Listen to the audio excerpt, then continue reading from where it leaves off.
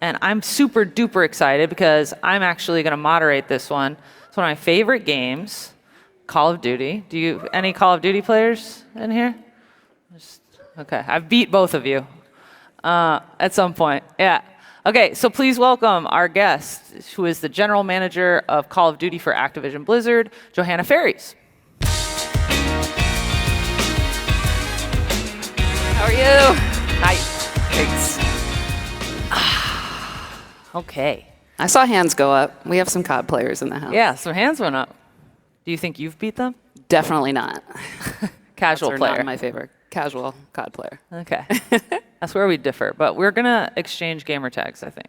Yes, let's do it. Yeah. You're like, never. I'm never hanging out with you again. We're a week away from the new game. You and I have both talked about like being in listening mode. Yep. And I'm just curious, what does that actually look like? And what changes from the time that, you don't have to tell me what, but if anything, does anything change from the moment of trailer and beta to next week? Tremendous amount changes. I mean, that's the whole point of a beta, right? And we talk about that a lot. We have to be sincere. If we're going to put the beta out there, we need to be ready to be in hyper listening mode. I talk about hyper listening a ton, especially as GM. Just the body language around let's be receptive to what people are loving. Let's be receptive to what people maybe are not loving. But it's been going on almost 2 years now of really thinking about how do we partner with the community and not just say, hey, this is it, let's let it fly. And if you like it, great. And if you don't, too bad. It's been the complete inverse in many ways. So I think our community, especially for those who were participating in the beta, and we're super proud of how many millions of people were pouring into that and giving us their feedback across channel, I think they're going to be pleased from tweaks, from, hey, they really listened here. And we had an incredible event with 200 plus of the biggest streamers and influencers in all of gaming live with us in LA prior to the beta. They had a lot of feedback for us. We had great conversations with them. And I know that our studios are taking it to heart.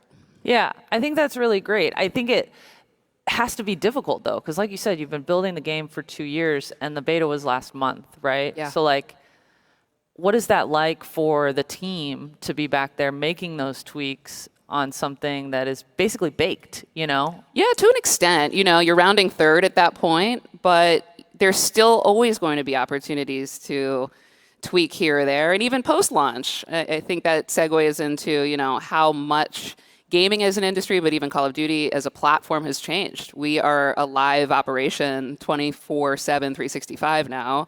And in many ways, where we start isn't necessarily where the live seasons ends or even the chapter of seasons ends. And so we're always going to be thinking about, okay, what else do we do? How do we make a pivot? What do we chase? You know, if there's something that's really going to pop off the screen. And so, you know, there's new innovation that I think Modern Warfare 2 in particular is bringing as first evers to the franchise that we're really excited about.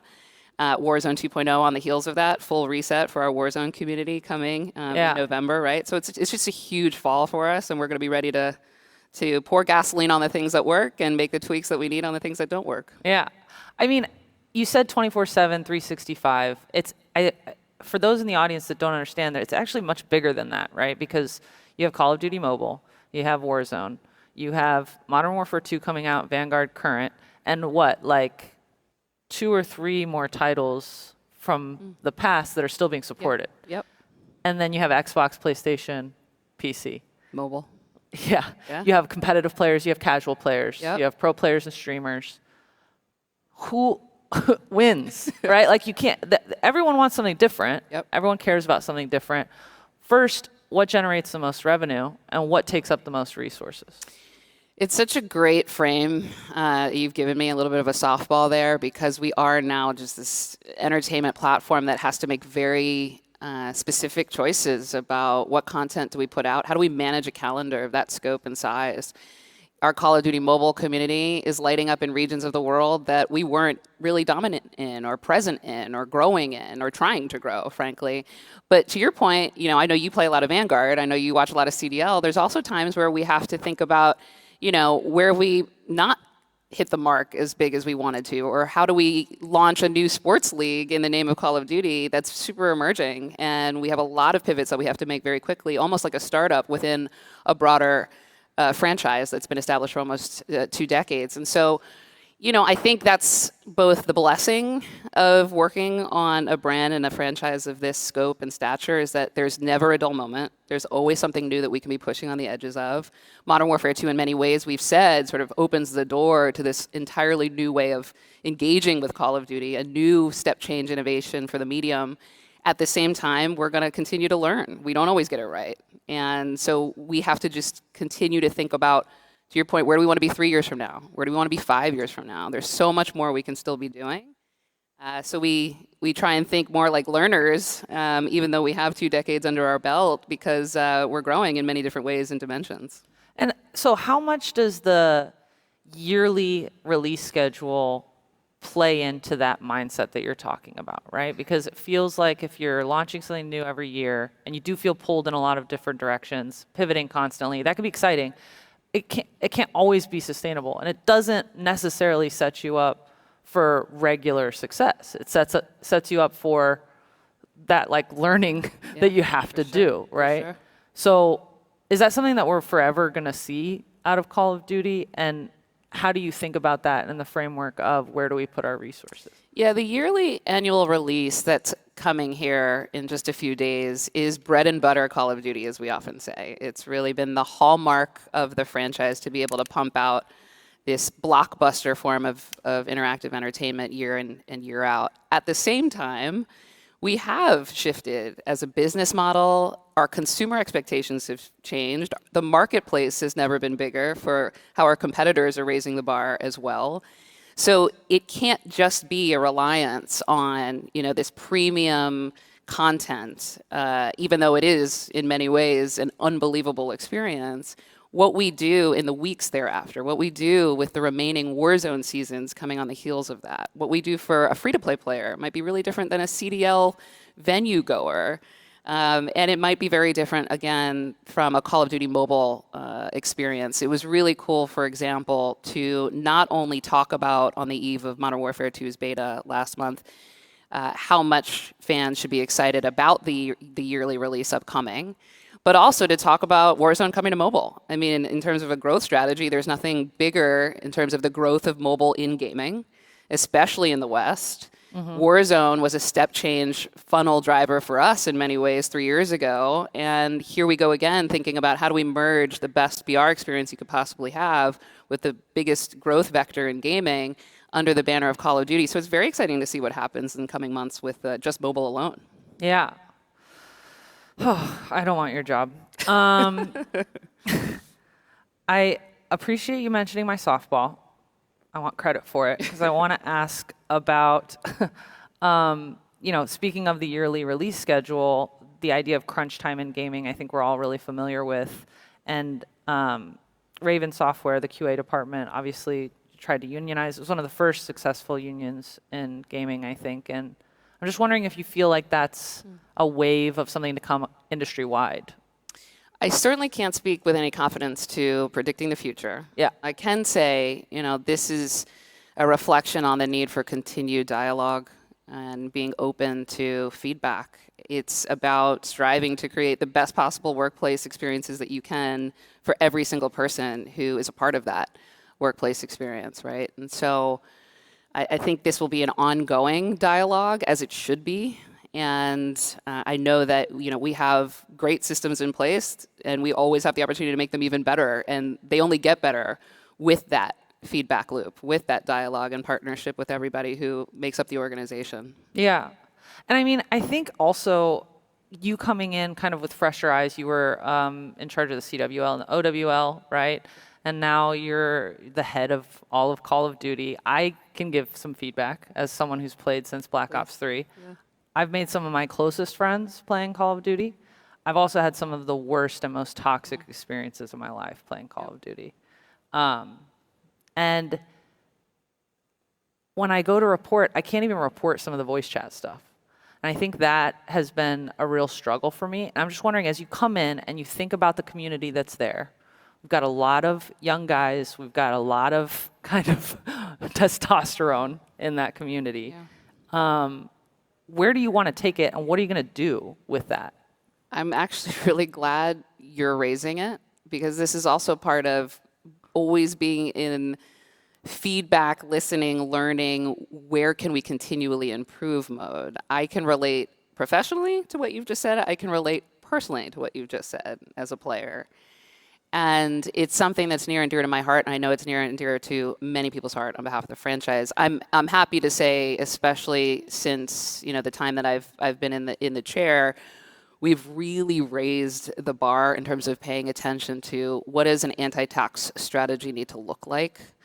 What does creating fair play environments, safe play environments look like? We just released, for example, and it started in the beta, a first ever franchise-wide code of conduct, which may sound like table stakes, and in many ways probably is. Yeah. But it's here now, and we have a full operation focused 24/7 just on anti-toxicity.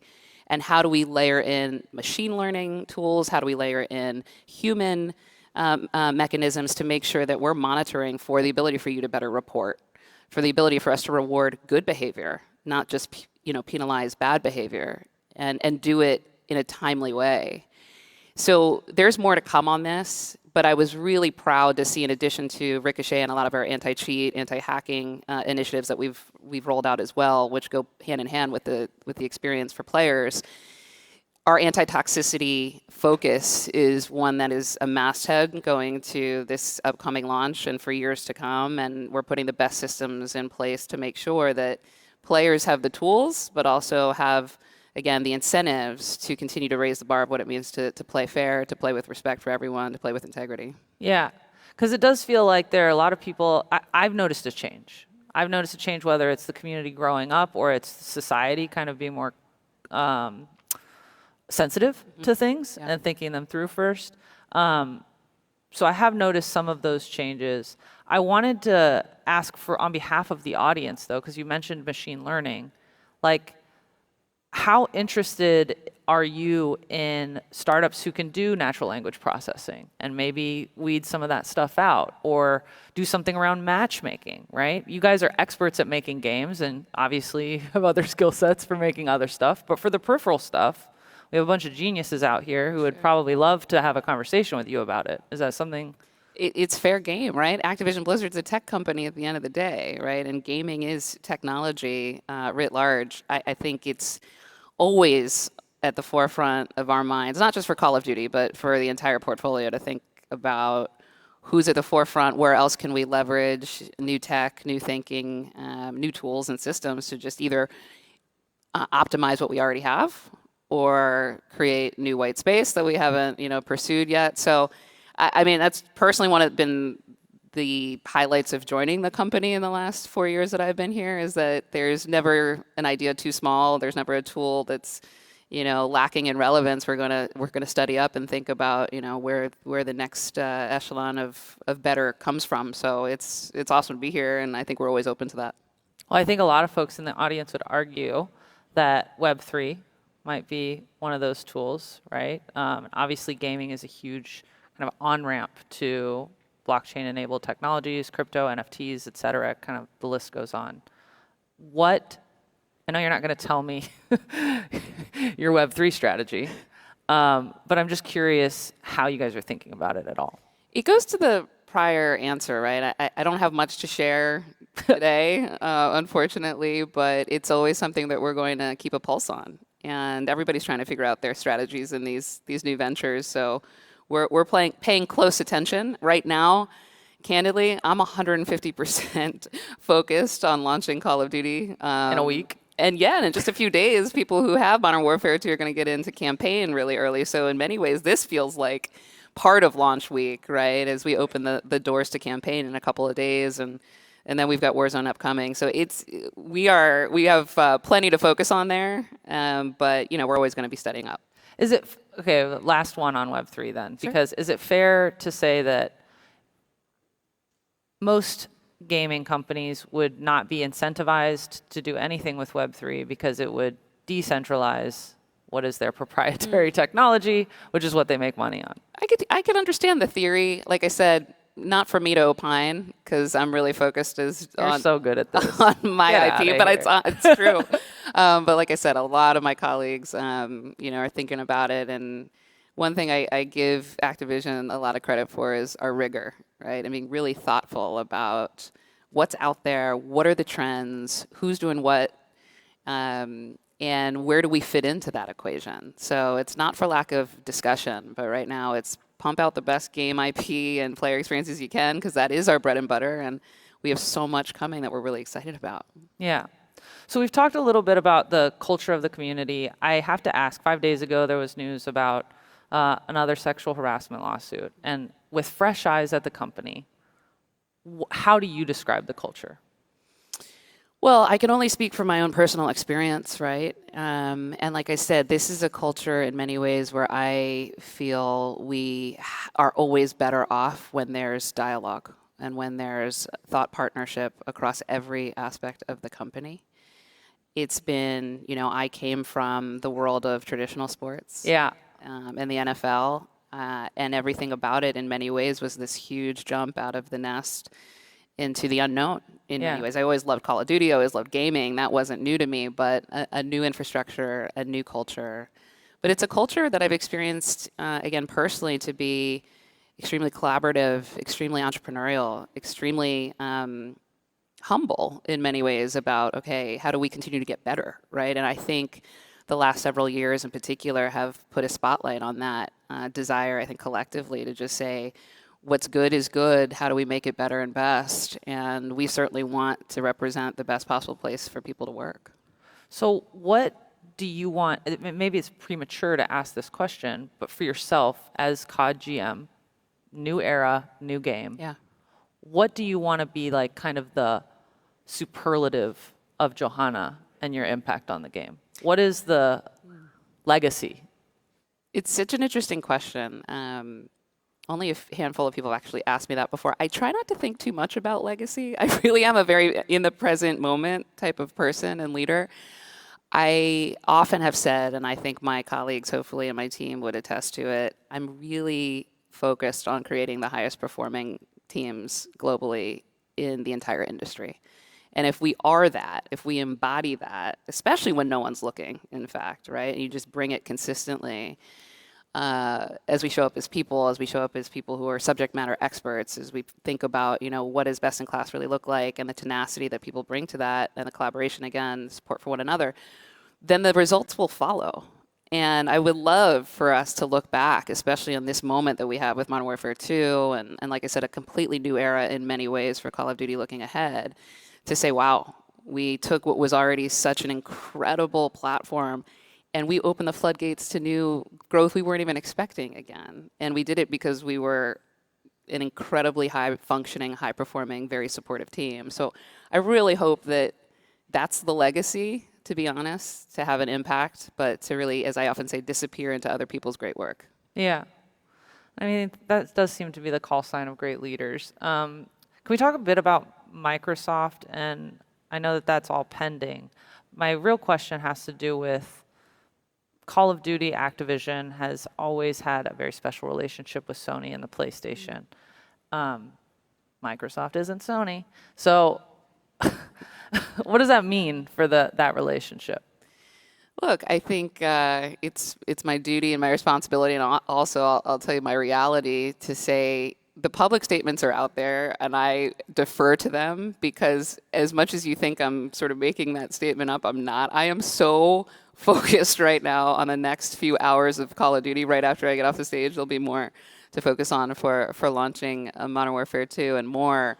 So I really do, kind of feel in many ways our team on the Call of Duty side in particular, we're excited. We're excited about what we're building. We're excited about what Activision Blizzard has already built. It's amazing to be considered as we are as far as the strength of our IP in the portfolio. But it's kind of refreshing to be heads down on launching great IP, right? Yeah. And let the chips fall as they may, but great partners across the board, great platforms. And like I said, from console to PC to mobile, right? And then to what's next, it's our responsibility to just make sure we're showing up for the player and we're listening to that player. We're moving with the player's expectations. If we do that, everything else will fall into place. So as a player, I'm so obsessed with the CDL, and I know you come from the We appreciate esports. Yeah, here I am. Go Scump. You come from NFL and then esports and now GM. So how much of a priority is not necessarily viewership of the CDL or the CDL making the game what they want it to be, but the growth stream that they provide, right? Yeah, it's obviously near and dear to my heart. It's the whole reason I joined the company to begin with. I think, as we talked about backstage, this is about how do you balance the need for consistency. These are the most elite players in their craft. And a lot of times, if you ran the numbers, the odds of being Scump compared to the odds of being even LeBron James, when you think about the size of the community that he has to be better than, Right. it's astonishing, right? So the rate of excellence that these players have as pros is bananas. So it is incumbent that we as a franchise support their elite play, and we provide a consistent way in which year after year, season after season, they sort of understand how they can continue to manifest that. At the same time, back to your point on growth, I think it's been such a fascinating ride, even in the first 3 seasons, to think about how do we create new brands that weren't on the map before we launched the CDL, right? And how do we think about competitive balance and parity, which is so important that we make sure that every one of our 12 franchises has a right to win. That any given moment, if you tune into a major, it may or may not be who you think it's going to be at the end of the day. And we saw that in season 3, and I expect more of that parity coming through in future seasons.